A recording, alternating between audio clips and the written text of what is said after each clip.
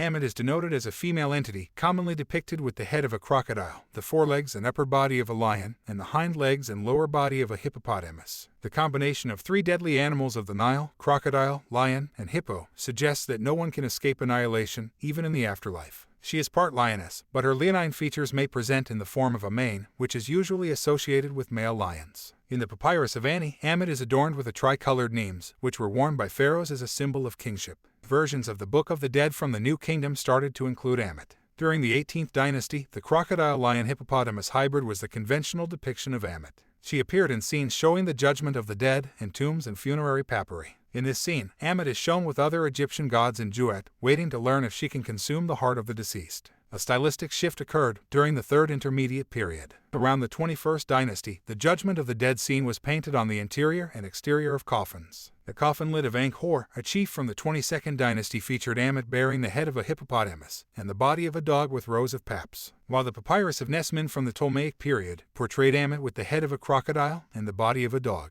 Unlike other gods featured in ancient Egyptian religion, Ammit was not worshipped. Instead, Ammit was feared and believed to be a demon rather than a deity due to her role as the devourer of the dead. During the New Kingdom, deities and demons were differentiated by having a cult or center of worship. Demons in ancient Egyptian religion had supernatural powers and roles, but were ranked below the gods and did not have a place of worship.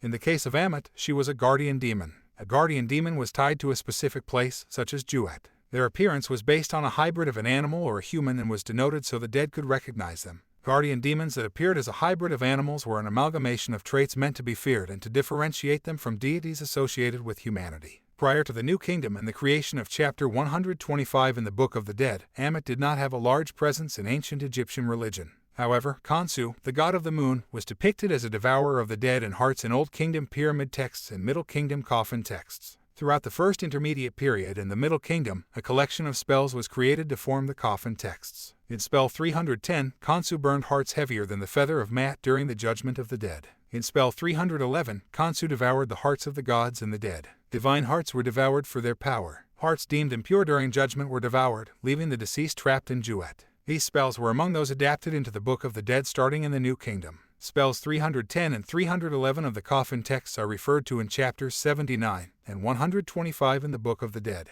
Chapter 79 refers to the burning of the heart, while the scene of judgment and devouring of hearts is found in chapter 125. Instead of Khonsu devouring the heart of the dead, Ammit was referred to as the devourer of the dead. Ammit was present during the weighing of the heart, usually near the scale waiting to learn the results. If the heart of the dead was impure, she ate their heart, leaving them soulless and trapped in Duat. The Book of the Dead was a collection of funerary texts used to guide the dead to Duat, the Egyptian underworld. The process of the Judgment of the Dead was described in chapter 125. The ruler of Duat, Osiris, presided over judgment. New Kingdom depictions of this scene occurred at the Hall of the Two Truths. Anubis, the guardian of the scales, conducted the dead towards the weighing scale. Ammit would be situated near the scale, awaiting the results, while Thoth, the god of hieroglyphs in judgment, would record the results. The heart of the deceased was weighed against the feather of Maat, the goddess of truth. The feather of Maat symbolized the balance and truthfulness needed to be present during one's lifetime. The heart, or eye, represented the individual's soul and was the key to traveling to Aru. In chapter 125 of the Book of the Dead, the deceased is given a series of declarations to recite at the Judgment of the Dead.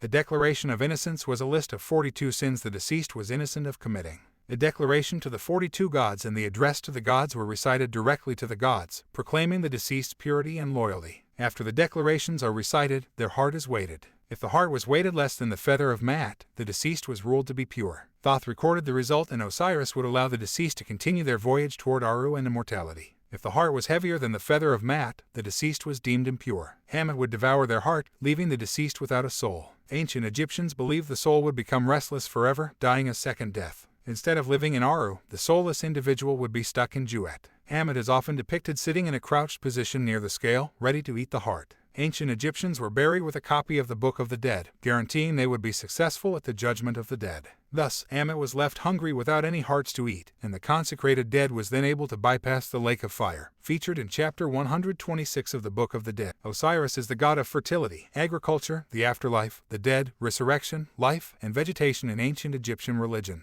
He was classically depicted as a green-skinned deity with a pharaoh's beard, partially mummy-wrapped at the legs, wearing a distinctive Atif crown, and holding a symbolic crook and flail. He was one of the first to be associated with the mummy wrap. When his brother Set cut him up into pieces after killing him, Osiris' wife Isis found all the pieces and wrapped his body up, enabling him to return to life. Osiris was widely worshipped until the decline of ancient Egyptian religion during the rise of Christianity in the Roman Empire. Osiris was at times considered the eldest son of the earth god Geb and the sky goddess Nut, as well as being brother and husband of Isis, and brother of Set, Nephthys, and Horus the elder, with Horus the younger being considered his posthumously begotten son. Through syncretism with Ea, he was also a god of the moon. Osiris was the judge and lord of the dead in the underworld, the lord of silence and Kenti Amentiu, meaning foremost of the Westerners. In the Old Kingdom, the pharaoh was considered a son of the sun god Ra who, after his death, ascended to join Ra in the sky. After the spread of the Osiris cult, however, the kings of Egypt were associated with Osiris in death. As Osiris rose from the dead, they would unite with him and inherit eternal life through imitative magic.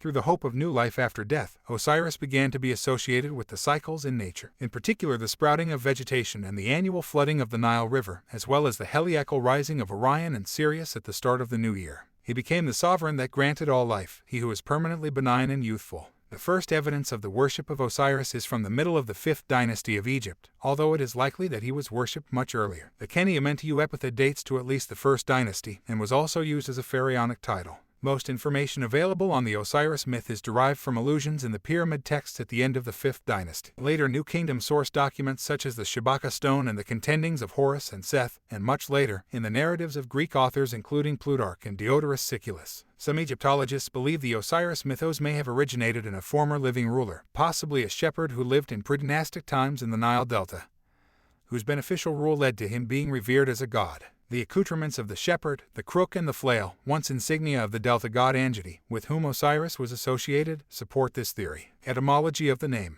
Osiris is a Latin transliteration of the ancient Greek Osiris Ipa, which in turn is the Greek adaptation of the original name in the Egyptian language. In Egyptian hieroglyphs the name appears as WSJR, which some Egyptologists instead choose to transliterate as SJR or JSJRJ. Since hieroglyphic writing lacks vowels, Egyptologists have vocalized the name in various ways, such as Asar, Asar, Osir, Wesir, Uzir, or Uzire. Appearance. Osiris is represented in his most developed form of iconography wearing the Adif crown, which is similar to the white crown of Upper Egypt, but with the addition of 2 curling ostrich feathers at each side. He also carries the crook and flail. The crook is thought to represent Osiris as a shepherd god. The symbolism of the flail is more uncertain, with shepherd's whip, fly whisk, or association with the god Angeti of the 9th nome of Lower Egypt proposed. He was commonly depicted as a pharaoh with a complexion of either green or black in mummiform.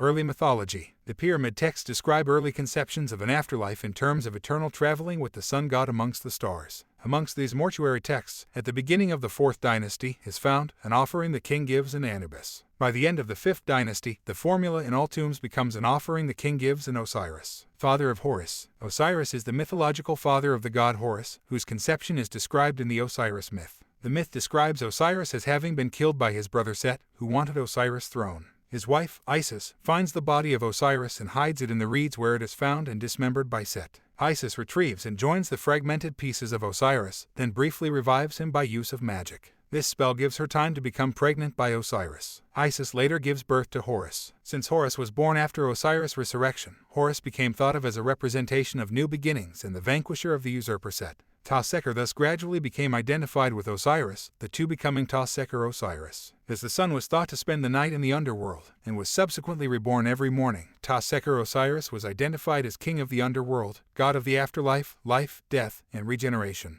Osiris also has the aspect and form of Seker Osiris. Ram god. Osiris' soul, or rather his Ba, was occasionally worshipped in its own right, almost as if it were a distinct god, especially in the Delta city of Menz. This aspect of Osiris was referred to as Bain Jedit, which is grammatically feminine, literally the Ba of the Lord of the Jed, which roughly means the soul of the Lord of the Pillar of Continuity. The Jed, a type of pillar, was usually understood as the backbone of Osiris. The Nile supplying water, and Osiris, who died only to be resurrected, represented continuity and stability. As Bainjed, Osiris was given epithets such as Lord of the Sky and Life of the Ra. Ba does not mean soul in the Western sense, and has to do with power, reputation, force of character, especially in the case of a god. Since the Ba was associated with power, and also happened to be a word for ram in Egyptian, Bainjed was depicted as a ram or as ram-headed. A living, sacred ram was kept at Men's and worshipped as the incarnation of the god, and upon death, the rams were mummified and buried in a ram-specific necropolis. Bamj was consequently said to be Horus' father, as Bamj was an aspect of Osiris. Regarding the association of Osiris with the ram, the god's traditional crook and flail are the instruments of the shepherd, which has suggested to some scholars also an origin for Osiris in herding tribes of the Upper Nile. Mythology. Plutarch recounts one version of the Osiris myth in which Set, along with the Queen of Ethiopia, conspired with 72 accomplices to plot the assassination of Osiris. Set fooled Osiris into getting into a box, which Set then shut, sealed with lead, and threw into the Nile. Osiris' wife, Isis, searched for his remains until she finally found him embedded in a tamarisk tree trunk, which was holding up the roof of a palace in Byblos on the Phoenician coast.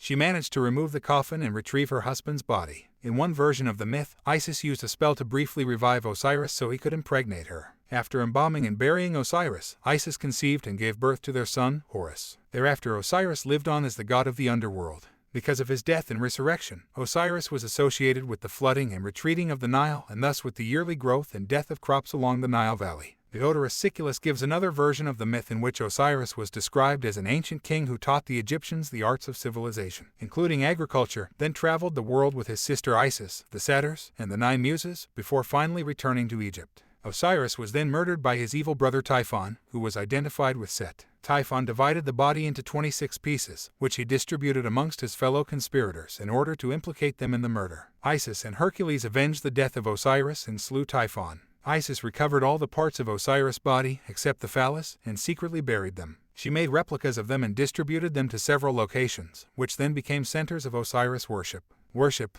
Annual ceremonies were performed in honor of Osiris in various places across Egypt, evidences of which were discovered during underwater archaeological excavations of Frank Gaudio and his team in the sunken city of Thonis Heracleion. These ceremonies were fertility rites which symbolized the resurrection of Osiris. Recent scholars emphasize the androgynous character of fertility clear from surviving material. For instance, Osiris' fertility has to come both from being castrated, cut into pieces, and the reassembly by female Isis, whose embrace of her reassembled Osiris produces the perfect king, Horus. Further, as attested by tomb inscriptions, both women and men could syncretize with Osiris at their death, another set of evidence that underlines Osiris' androgynous nature. Death or transition and institution as god of the afterlife. Plutarch and others have noted that the sacrifices to Osiris were gloomy, solemn, and mournful, and that the Great Mystery Festival, celebrated in 2 phases, began at Abydos commemorating the death of the god, on the same day that grain was planted in the ground. The annual festival involved the construction of Osiris beds formed in shape of Osiris, filled with soil and sown with seed.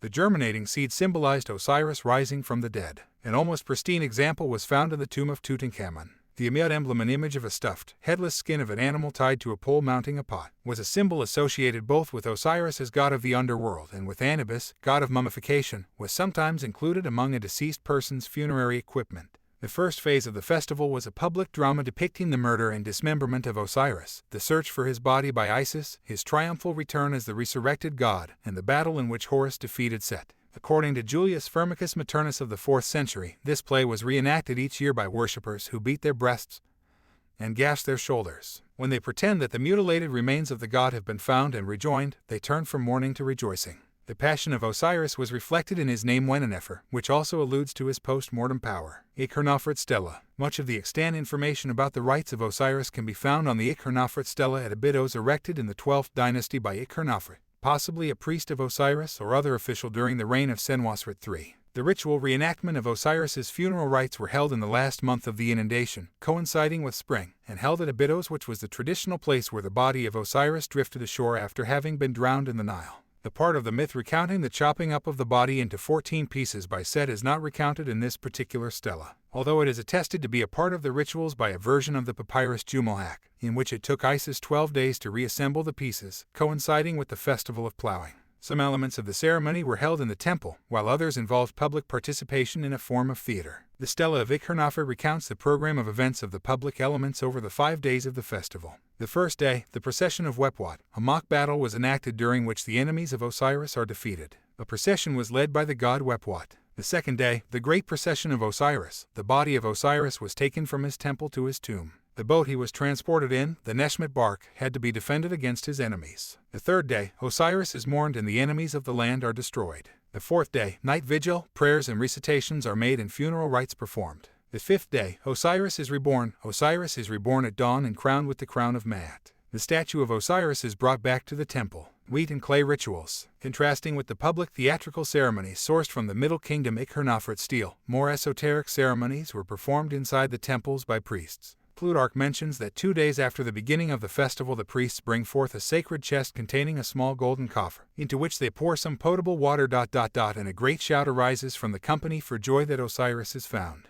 Then they knead some fertile soil with the water. And fashion therefrom a crescent-shaped figure, which they clothe and adorn, this indicating that they regard these gods as the substance of earth and water. Yet his accounts were still obscure, for he also wrote, "I pass over the cutting of the wood," opting not to describe it, since he considered it as a most sacred ritual. Ibid. 21. In the Assyrian temple at Dendera, an inscription describes in detail the making of wheat paste models of each dismembered piece of Osiris to be sent out to the town where each piece is discovered by Isis. At the temple of Men's, figures of Osiris were made from wheat and paste placed in a trough on the day of the murder. Then water was added for several days, until finally the mixture was kneaded into a mold of Osiris and taken to the temple to be buried. Molds were made from the wood of a red tree in the forms of the 16 dismembered parts of Osiris. The cakes of divine bread were made from each mold, placed in a silver chest and set near the head of the god with the inward parts of Osiris as described in the Book of the Dead. Judgment. The idea of divine justice being exercised after death for wrongdoing during life is first encountered during the Old Kingdom in a 6th dynasty tomb containing fragments of what would be described later as the negative confessions performed in front of the 42 assessors of Maat. At death a person faced judgment by a tribunal of 42 divine judges. If they led a life in conformance with the precepts of the goddess Maat, who represented truth and right living, the person was welcomed into the kingdom of Osiris. If found guilty, the person was thrown to the soul-eating demon Ammit and did not share in eternal life. The person who is taken by the devourer is subject first to terrifying punishment and then annihilated. These depictions of punishment may have influenced medieval perceptions of the Inferno and Hell via early Christian and Coptic texts. Purification for those who are considered justified may be found in the descriptions of Flame Island, where they experience the triumph over evil and rebirth. For the damned, complete destruction into a state of non-being awaits, but there is no suggestion of eternal torture. During the reign of Seti I, Osiris was also invoked in royal decrees to pursue the living when wrongdoing was observed but kept secret and not reported. Greco-Roman era. Hellenization. The early Ptolemaic kings promoted a new god, Serapis, who combined traits of Osiris with those of various Greek gods and was portrayed in a Hellenistic form. Serapis was often treated as the consort of Isis and became the patron deity of the Ptolemy's capital, Alexandria. Serapis's origins are not known. Some ancient authors claim the cult of Serapis was established at Alexandria by Alexander the Great himself, but most who discuss the subject of Serapis's origins give a story similar to that by Plutarch. Writing about 400 years after the fact, Plutarch claimed that Ptolemy established the cult after dreaming of a colossal statue at Sinope in Anatolia. His counselors identified the statue as the Greek god Pluto and said that the Egyptian name for Pluto was Serapis. This name may have been a Hellenization of Osiris-Apis. Osiris-Apis was a patron deity of the Memphite necropolis and the father of the Apis bull who was worshipped there, and texts from Ptolemaic times treat Serapis as the Greek translation of Osiris-Apis. But little of the early evidence for Serapis's cult comes from Memphis, and much of it comes from the Mediterranean world with no reference to an Egyptian origin for Serapis. So Mark Smith expresses doubt that Serapis originated as a Greek form of Osiris-Apis's name and leaves open the possibility that Serapis originated outside Egypt. Destruction of cult. The cult of Isis and Osiris continued at Philae until at least the 452nd c., long after the imperial decrees of the late 4th century that ordered the closing of temples to pagan gods. Philae was the last major ancient Egyptian temple to be closed.